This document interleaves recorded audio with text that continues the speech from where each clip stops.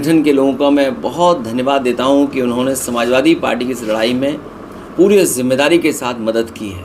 और उसका परिणाम ये है कि अब दिल्ली की सरकार वो फैसले नहीं ले पा रही जो वो लेना चाहती थी। लेकिन उसके बावजूद भी आप और हम देख रहे हैं कि जब हर सवाल पर सरकार नाकाम हो गई है, आप उनसे महंगाई पर चर्चा करें। जब हम और आप आज यहाँ बातचीत कर रहे हैं, डीजल पेट्रोल की कीमतें बढ़ी हैं। ये अलग बात है कि सरकार कैसे गोल गोल जवाब दे रही है कि भार नहीं जनता पे पड़ेगा। सिलेंडर देखिए आप, जिसको फ्री देने की बात कही, आज फिर कीमत बढ़ गई। और जिस तरीके से अमेरिका आर्थिक रूप से पाबंदी लगा रहा है अपनी अर्थव्यवस्था बचाने के लिए, अगर वो अपनी अर्थव्यवस्था बचा रहा है और पाबंदियां लगा रहा है, तो भारत की अर्थव्यवस्था को कौन बचाएगा? जब भारत की अर्थव्यवस्था नहीं ठीक चल पा रही है, तो जो निवेश करने वाले लोग हैं अपना पैसा निकाल रहे हैं। उसका परिणाम ये है कि सेंसेस लगातार नीचे जा रहा है।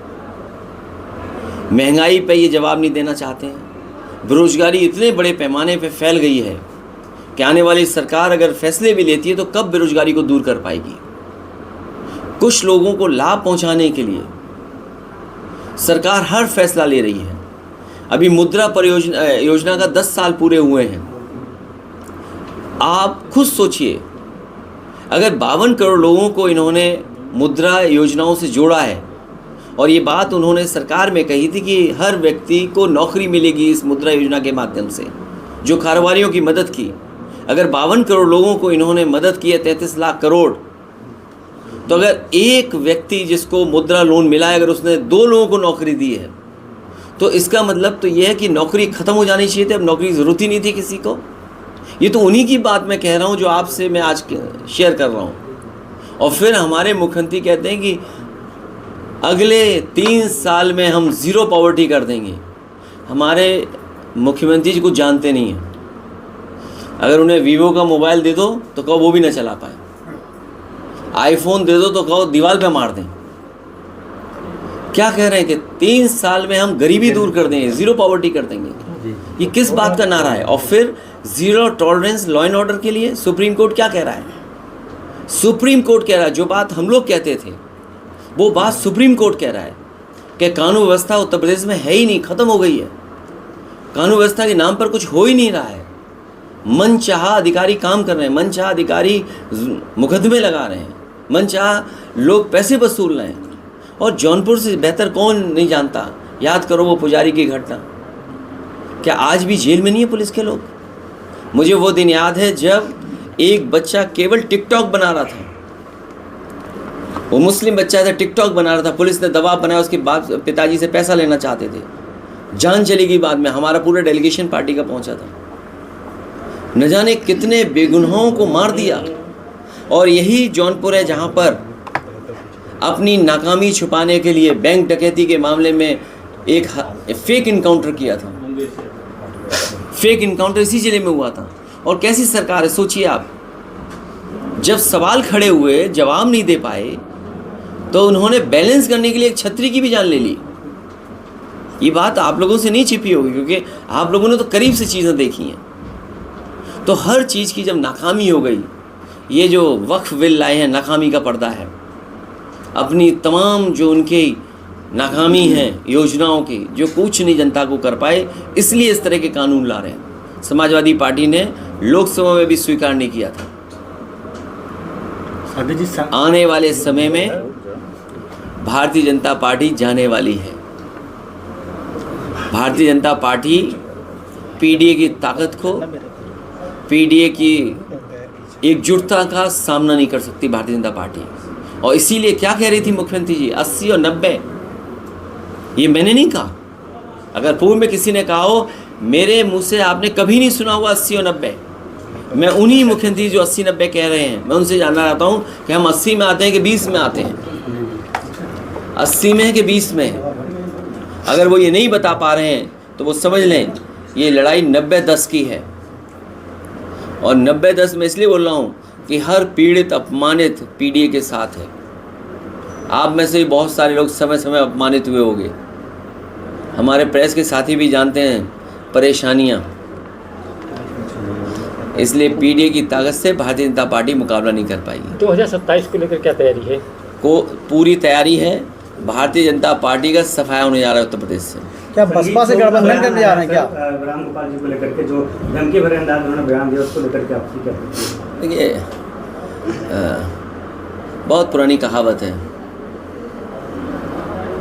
उसको कहना नहीं चाहता हूँ मैं, क्योंकि हम समाजवादी लोग झगड़ा नहीं लगाना चाहते।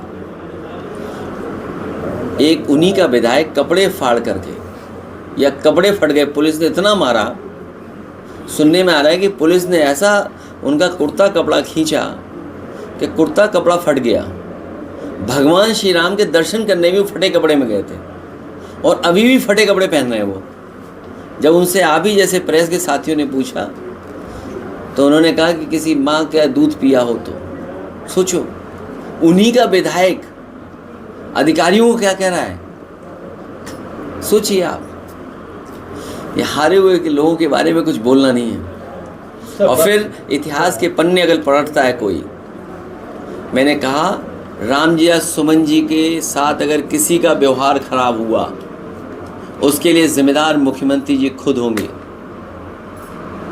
जौनपुर में एक मुस्लिम कद्दावर नेता की पत्नी का देहांत हुआ, वो खुद एडमिट है, बीमार है, क्या उनके घर भी जाएंगे? नहीं, मैं नहीं जा पाऊँगा। मैं बहुत पुराने हैं, मैंने नहीं उन्हें बनाया, मैं उनका पूरा ख्याल रखूँगा, हमारी पार्टी पूरा ध्यान रखेगी। पूरे उत्तर प्रदेश का 1 नेशन 1 इलेक्शन, अगर 1 नेशन 1 इलेक्शन का ये बीजेपी इतना बड़ा सपना देख रहे हैं तो 1 फेज़ में इलेक्शन तो करके दिखाएं। पहले यूपी का 1 फेज़ में इलेक्शन करा दें। क्यों हम ईवीएम को देखें, बैटरी चार्ज है कि नहीं चार्ज है, कम चार्ज है कि ज़्यादा चार्ज है। और फिर ट्रम्प जो अमेरिका के राष्ट्रपति, सुना नहीं आपने, उन्होंने कहा कि कुछ गड़बड़ है इस मशीन में, टेक्नोलॉजी में गड़बड़ है। एलन मस्क कह रहे हैं गड़बड़ है। आप सोचिए भारत में क्या पाबंदियां लग गई हैं।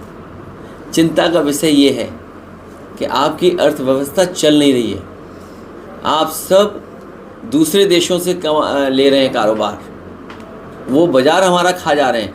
कम से कम भारतीय जनता पार्टी को अमेरिका से सीखना चाहिए और इन्हें भी पाबंदी चीन पे लगा देनी चाहिए। रेखा गुप्ता, ये कौन है? दिल्ली के सीएम। उनसे आपका परिचय हो तो मिलाओ जाके आप। इनका परिचय तो होगा, मुझे लगता है आपको जाना चाहिए मिलने वहाँ। समाजवादी पार्टी दैनिक जागरण नहीं पढ़ेगी, मैं तो नहीं पढ़ूंगा। एक चैनल के लिए आपने बोला कि वो कांग्रेस के पक्ष में या कुछ इस तरह, क्योंकि उनके मालिक हैं कांग्रेस के, उसमें किसी को छिपा नहीं है, कोई छिपी बात नहीं है। और कोई बात ऐसी नहीं मैं कहता हूँ जो ना पता हो किसी को। समय समय पर ये चीज़ें हैं। कभी नेताजी ने एक अखबार की प्रतियां जलवाई थी, अखिलेश यादव एक अखबार के लिए बायकॉट के लिए कह रहे हैं। तुम सच लिख दो, अगर तुम ना जेल चले जाओ तो बताना। कई पत्रकार साथी हैं, सच दिखा दें तो प्रशासन हो सकता है तुम पे कुछ कार्रवाई कर दे। लगता है ये कार्रवाई आप पे कभी हुई नहीं है। अभी आगे की क्या रूपरेखा है इंडिया अलायंस की, और जो आगे आगामी चुनाव है उसको अखिलेश यादव किस तरह से देख रहे हैं और किस तरह से? समाजवादी पार्टी का लक्ष्य है कि भारतीय जनता पार्टी हटे और हम सब लोग मिल कर के पीडीए की ताकत को और मजबूत करेंगे। हर पीड़ित के साथ पीडीए दिखाई देगा, हर परेशान के साथ पीडीए दिखाई देगा। राहुल गांधी बिहार में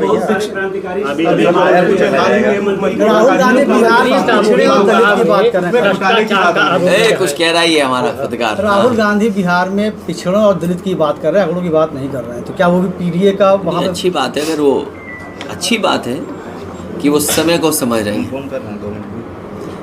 राजनीति में जो समय को समझता है वो आगे बढ़ता है। कुछ नया डायमेंशन क्या ऐड हो रहा है पीडीए? मुझे लगता है हर पीड़ित के साथ पीडीए है। ये डायमेंशन क्या ख़राब लग रहा है आपको? इससे अच्छा डायमेंशन और क्या हो सकता है? इससे अच्छा एक कलेक्टिव और सबको जोड़ने का और क्या फैसला होगा? जो पीड़ित है उसके साथ है, जो दुखी हम उसके साथ हैं, इसीलिए पीडीए है। अभी यहाँ पर सामूहिक विवाह हुआ था, काफ़ी सारे अपात्र जोड़े उसमें सामने आए। सूची नहीं जारी की जाती है, तमाम तरह की अनियमितताएं सामने आती हैं। 1001 जोड़ों की शादी हुई, भाई बहन तक की शादी करा दी गई इसमें। तुम ऐसा करो, उसकी सूची जारी कर दो अपने चैनल पे, थोड़ी मेहनत प्रयास करो। नहीं, यही तो कमाल है। अगर हमारे यूट्यूबर थोड़ी मेहनत कर ले, इंडिविजुअल घर पहुंच जाए, वो तो पता ही होगा कहाँ कहाँ घर के लोग हैं। तो अगर वो सूची जारी कर दो तो बड़ी कृपा होगी, हम आपको भी कुछ सम्मान करेंगे लखनऊ में बुला के।